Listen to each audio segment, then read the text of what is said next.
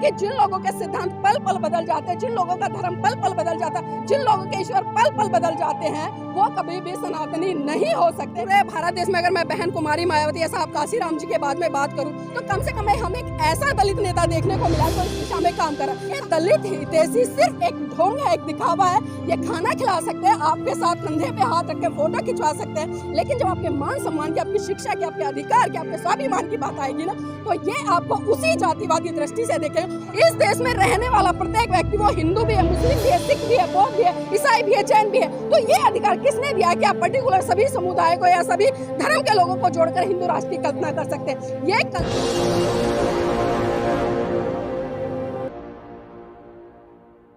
से सवाल दाग दिया कि हम लोग बौद्ध बना रहे हैं। यहाँ कोई किसी को ना तो बौद्ध बना सकता है, ना हिंदू बना सकता है, ना मुसलमान बना सकता है। ये व्यक्ति का अपना पर्सनल डिसीजन है कि उसको क्या बनना है। जब एक व्यक्ति पैदा होता है कि इंसान, वो साधारण रूप से इंसान होता है। क्योंकि हिंदू, मुस्लिम, सिख, ईसाई, बौद्ध, जैन की मैं बात करूँ तो ये वो मैं एक तरह से उनको सांप्रदायिक कहूँगी। आज मैं धर्म नहीं कहूँगी, क्योंकि धर्म के आधार पर अगर मैं बात करूँ तो धर्म हमें करुणा, मैत्री, भाईचारा सिखाता है। लेकिन आज हम देख रहे हैं कि धर्म के नाम पर लोग, जाति के नाम पर लोग एक दूसरे को मार पीट रहे हैं। अगर कोई पत्थर की मूर्ति छू लेता है तो उसको मार दिया जाता है, अगर कोई घड़ा छू लेता है तो उसको मार दिया जाता है। अब बताइए क्या धर्म ये चीजें सिखाता है? मैंने कहा धर्म का इन चीजों से दूर दूर तक नाता नहीं है। अगर धर्म की बात की जाए तो धर्म आपको एक सही दिशा दिखाएगा, अनुशासित तरीके से रहना सिखाएगा। लेकिन आज जिस तरह से हम माहौल देख रहे हैं, जो सत्ता पर बैठे हुए लोग हैं वो लगातार हिंदू राष्ट्र की कल्पना कर रहे हैं, हिंदू राष्ट्र की मांग कर रहे हैं कि हम आने वाले समय में हिंदू राष्ट्र बनाएंगे। अब मैं पूछना चाहती हूँ उन लोगों से जो बात कर रहे हैं लगातार कि हम भारत को हिंदू राष्ट्र घोषित करना चाहते हैं या हिंदू राष्ट्र बनाना चाहते हैं, तो पहला सवाल मेरा उनसे ये है कि ये अधिकार उनको किसने दिया कि आप पूरे भारत को हिंदू राष्ट्र घोषित करें या हिंदू राष्ट्र बनाएं? इस देश में रहने वाला प्रत्येक व्यक्ति, वो हिंदू भी है, मुस्लिम भी है, सिख भी है, बौद्ध भी है, ईसाई भी है, जैन भी है, तो ये अधिकार किसने दिया कि आप पर्टिकुलर सभी समुदाय को या सभी धर्म के लोगों को जोड़कर हिंदू राष्ट्र की कल्पना कर सकते हैं? ये कल्पना हो सकती है, लेकिन डॉक्यूमेंट पे कभी भी ये चीजें चरितार्थ नहीं होंगी। आप भी यही और मैं भी यही हूँ। आज दीक्षा समारोह यहाँ पर प्रोग्राम हो रहा है, इसका कोई फायदा निकलेगा क्या? देखिए, दीक्षा समारोह का जो कार्यक्रम हो रहा है, रही फायदे की बात, फायदे घाटे नहीं होते हैं, बल्कि कोई भी काम जब होता है तो समाज की एक सही दिशा निर्धारित करने के लिए किया जाता है। क्योंकि मैंने आपसे कहा पहले ही कि जिस तरह से देश में जाति के नाम पर अत्याचार, शोषण हो रहे हैं, और ये जाति आखिर है क्या? ये जातियां हिंदू धर्म के अलावा किसी भी धर्म में आपको देखने को नहीं मिलेंगी। इसलिए आज जो धम्म दीक्षा कार्यक्रम हो रहा है, क्योंकि बुद्ध का धम्म आपको एक साथ मिलकर रहने की प्रेरणा देता है, एक साथ मिलकर साथ चलने की प्रेरणा देता है, एक साथ मिलकर उठने बैठने खाने पीने की प्रेरणा देता है। लेकिन हम देख रहे हैं कि जो सांप्रदायिकता प्रेरणा देता, सारे बौद्ध भिक्षु तो आपस में लड़ते रहते हैं। नहीं, किसने कहा? देखिए, जो बौद्ध भिक्षु लड़ते हैं वो सही रूप में उन सीलों का पालन नहीं करते, क्योंकि ये सवाल लगातार उठते रहे कि बहुत सारे लोग ऐसे हैं जो चीवर धारण कर लेते हैं लेकिन उनके आचरण में धम्म नहीं होता। ऐसे लोगों का मैं कहूंगी कि जो सामाजिक लोग हैं, जो धम्म को मानने वाले लोग हैं, जो धम्म के अनुयायी लोग हैं, उन लोगों को सामाजिक रूप से ऐसे बौद्ध भिक्षुओं का बहिष्कार करना चाहिए जो धम्म का आचरण हिंदू धर्म को कमजोर कर रहे हैं। और हिंदू धर्म है कहाँ?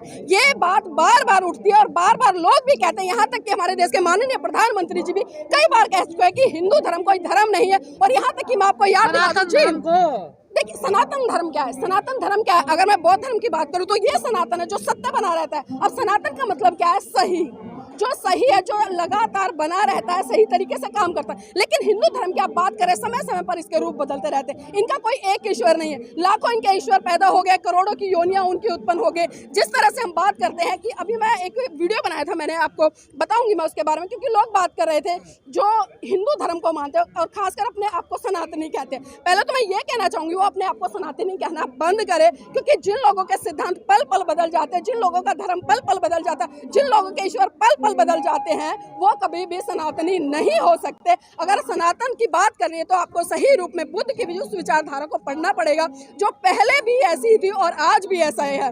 वो कहती है कि आपको किसी व्यक्ति के साथ विचार नहीं करता। बताइए किस धर्म के लिए बात गलत है? आपको झूठ नहीं बोलना है, बताइए किस धर्म के लिए बात गलत है? आपको भाईचारे का संदेश देते हुए एक साथ आगे बढ़ना है, बताइए किस व्यक्ति के लिए गलत है? आपको चोरी नहीं करनी है, आपको झूठ नहीं बोलना है, आपको नशा नहीं करना है। क्या ये बातें सभी धर्मों के लिए लागू नहीं होती? लेकिन पर्टिकुलर लोग क्या देख रहे हैं, आज नशे का सेवन भी कर रहे हैं। अभी जिस तरह से नवरात्रि गए 9 दिन लोगों ने बड़ा संकल्प लिया कि हम दारू नहीं पिएंगे, मुर्गा नहीं खाएंगे, मांस मछली नहीं खाएंगे, व्यभिचार नहीं करेंगे, बहन बेटियों की दुर्गा की दृष्टि से देखेंगे जितनी भी 9 माता है। लेकिन अगले ही दिन आज देखना बहुत सारे लोग मैंने ऐसे देखा मुर्गा खा खा के आए होंगे सुबह सुबह, बहुत सारे लोग आ गए। अब बताइए मुझे कहाँ गया उनका धर्म, क्या धर्म नहीं, आपकी तरफ से खाने में बुराई क्या है, जो खाने की चीजें वो खाई जाएंगी चाहे वो किसी भी धर्म का, लेकिन जो बाउंड किया जाता है जी। बौद्ध धर्म की उत्पत्ति भारत में होती है, लेकिन भारत में कोई आंकड़ा नहीं है कितने बौद्ध हैं कितने क्या हैं। देखिए ये सवाल बहुत अच्छा उठाया, मैं कुछ आंकड़े पढ़ रही थी अभी वर्तमान समय में। जिस तरह से अगर मैं उत्तर प्रदेश की बात करूं, उत्तर प्रदेश की मैं बात इसलिए कर रही हूं क्योंकि उत्तर प्रदेश पूरे भारत में एक राजनीतिक रूप से कहूं या क्षेत्रफल के आधार पर कहूं या जनसंख्या के आधार पर कहूं सबसे बड़ा राज्य है। और 2001 में जब जो जातीय जनगणना हुई थी वहां पर 3,06,000 बौद्ध लोग जनसंख्या के आधार पर निकले थे। लेकिन फिर 2011 में फिर जनगणना हुई तो जनगणना में 2,04,000 लोग बचे। अब मैं ये सवाल बहुत बड़ा खड़ा होता है क्योंकि लोग धम्म दीक्षा के कार्यक्रम तो आयोजित करते हैं और बड़े बड़े कार्यक्रम आयोजित होते हैं, लेकिन 2001 का आंकड़ा 3,06,000 जी। बचा रहे हैं जो धर्म के रखवाले हैं वो राजनीति को बचा रहे हैं, कैसा दुर्भाग्य है ये। देखिए गजेंद्र जी, सबसे बड़ी विडंबना तो यही है कि जिस व्यक्ति को आज के समय में जो काम करना चाहिए वो नहीं कर रहे हैं, लेकिन जिन व्यक्तियों को जो काम नहीं करना चाहिए, अब राजनीति जो सत्ता में लोग बैठे हैं ठीक है वो काम कर रहे हैं, काम करना चाहिए क्योंकि एक राजनीतिक व्यक्ति होता है अगर वो धर्म का आचरण करता है। राजनीतिक व्यक्ति को राजनीति में इसलिए बेचा कि उनके अधिकार बचाए, अधिकार तो बचा नहीं पा रहे, धर्म को बचाने निकल। मैं उसी बात पे आ रही हूँ कि वो अधिकार नहीं बचा रहे, धर्म को बचा रहे। क्योंकि आज जिस तरह से आप एजुकेशन का स्तर उठाकर देखें, मैं दिल्ली की बात करूँ, दिल्ली में बड़ी अच्छी अच्छी बिल्डिंगें बना दी केजरीवाल जी, लेकिन वर्तमान में आप धरातल पर उतर कर देखिए, आप उन विद्यालयों में जाकर देखिए जिन बिल्डिंग की बात कर रहे हैं। अभी पीछे नीट का एग्जाम हुआ था, उसका रिजल्ट आया, रिजल्ट में 9 लाख स्टूडेंट ने एग्जाम दिया था जिसमें कि सिर्फ मात्र 699 या 75 का कुछ आंकड़ा था जो सरकारी स्कूलों का था। और जितने भी स्टूडेंट नीट क्वालिफाइड किया, जिन्होंने नेट और नीट क्वालिफाइड किया, वो सारे प्राइवेट स्कूलों थे। तो दिल्ली सरकार एक तरफ तो दावा कर रही है कि हम बहुत बड़े स्तर पर एजुकेशन देने का काम करें, लेकिन दूसरी तरफ जब रिजल्ट आता है तो रिजल्ट इनके दलितों को खाना खिला रहे हैं अपने डाइनिंग टेबल पे। देखिए खाना खिलाने से कुछ नहीं होता, मैंने भी देखा है वो गुजरात का प्रकरण, सिर्फ खाली आप कोई दलित नहीं मिला केजरीवाल को, गुजरात से मंगाया। देखिए ये दलित हितैषी राजनीति करूँ ये हम अच्छे से जानते हैं, चाहे मैं योगी की बात करूँ या मोदी जी की बात करूँ या अभी वर्तमान में केजरीवाल जी की बात करूँ, ये अपने साथ डाइनिंग टेबल पर बैठ के खाना तो खिला देंगे, लेकिन जब मान सम्मान की बात आती है तो ये मान सम्मान उनको कभी नहीं देंगे। और ये चीज उन लोगों को भी समझनी चाहिए जो एक वक्त का खाना इनके साथ डाइनिंग टेबल पर बैठकर इनकी जय जयकार करते नजर आते हैं या इनका गुणगान करते नजर आते हैं। क्योंकि हमने दिल्ली में भी देखा जिस तरह से जब पहली बार आम आदमी पार्टी के चुनाव हुए थे तो हमने बहुत बड़े स्तर पर देखा कि जो एक आम से आम कार्यकर्ता था उसको टिकट देने का काम किया गया, लेकिन जब पहली बार इनकी 27 सीटें आई और इनको लगा कि जनसैलाब हमारे साथ में उमड़ रहा है और दोबारा से चुनाव हुए तो दोबारा क्या हुआ, सारे के सारे वो लोग जिनको ये करप्ट कहते थे, भ्रष्टाचारी कहते थे, बलात्कारी कहते थे, रेपिस्ट कहते थे, उन लोगों को इन्होंने टिकट दिया। और उसके बाद आपने देखा कि 69 सीटें ये लेकर आए। कहां से ये आम आदमी पार्टी हो गई, कहां से ये दलित हितैषी हो गए? ये दलित हितैषी सिर्फ एक ढोंग है, एक दिखावा है। ये खाना खिला सकते हैं, आपके साथ कंधे पे हाथ रख के फोटो खिंचवा सकते हैं, लेकिन जब आपके मान सम्मान की, आपकी शिक्षा की, आपके अधिकार की, आपके स्वाभिमान की बात आएगी ना तो ये आपको उसी जातिवादी दृष्टि से देखें। और खासकर केजरीवाल की बात करूं तो वो एक नंबर का आरएसएस का पक्का व्यक्ति है। इससे आप समझ सकते हैं कि वो कितना दलित हितैषी है और कितना नहीं है। आज लगभग 10,000 लोग कम से कम यहाँ पर आज दीक्षा ले रहे हैं, क्या संदेश जाएगा इस तरह से? यहाँ पर जितने भी मुझे चेहरे दिखाई दे रहे हैं सारे वो चेहरे हैं ये ऑलरेडी जो पहले से बौद्ध हैं। तो आप समझ सकते हैं कि हम दोबारा से बौद्धों का ही एक तरह से धर्म परिवर्तन की तरफ उनको ले जा रहे हैं, घर वापसी की तरफ ले जा रहे हैं। नए लोग बड़े कम जुड़ रहे हैं। हाँ, नए लोग, क्योंकि देखिए मैंने कहना चाहे हम राष्ट्रीय बौद्ध महासभा की बात करें या भारतीय बौद्ध महासभा की बात करें या जितने भी धार्मिक संगठन है उनकी बात करें, घुमा फिराकर हम देखते हैं कि वही चेहरे हमें मंचों पर नजर आते हैं, वही चेहरे हमें पब्लिक में नजर आते हैं, वही चेहरे हमें वक्तव्य। वही तो मैंने सवाल किया था, जिनका काम धर्म को बढ़ावा करना था वो तो राजनीति कर रहे हैं, और जिन्हें राजनीति कर रही है वो धर्म का रथ लेकर निकल रहे हैं। देखिए मैंने कहा ना, धर्म की राजनीति करना कोई गलत बात नहीं है अगर आप सही दिशा में करें, लेकिन सिर्फ आप अपने फायदे के लिए करें या कुछ लोगों के फायदे के लिए करें तो वो गलत है। राजेंद्र पाल गौतम जी कह रहे हैं कि 10 करोड़ लोगों को हम बौद्ध बनाएंगे।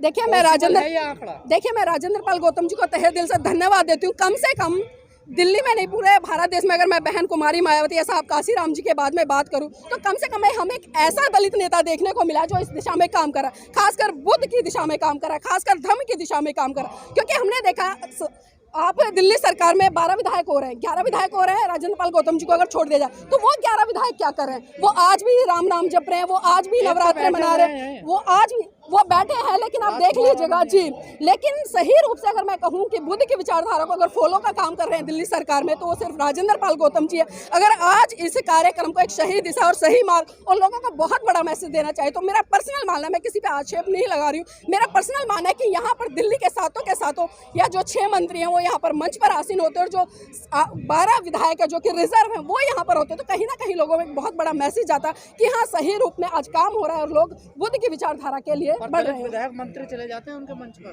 जब कोई ऐसा देखिए, ये विडंबना है, और ये विडंबना है बल्कि एक मैं कहूँगी कि पार्टी का प्रोटोकॉल है। हम किसी भी पार्टी में रहते हैं उसकी विचारधारा मानना कहीं ना कहीं एक मैं कहूँगी जरूरी हो जाता है उन लोगों के लिए, लेकिन बहुत कम लोग होते हैं जो उस विचारधारा को फॉलो ना कर अपनी विचारधारा को आगे रखते हुए उस पर काम करते हैं। चलिए ठीक है।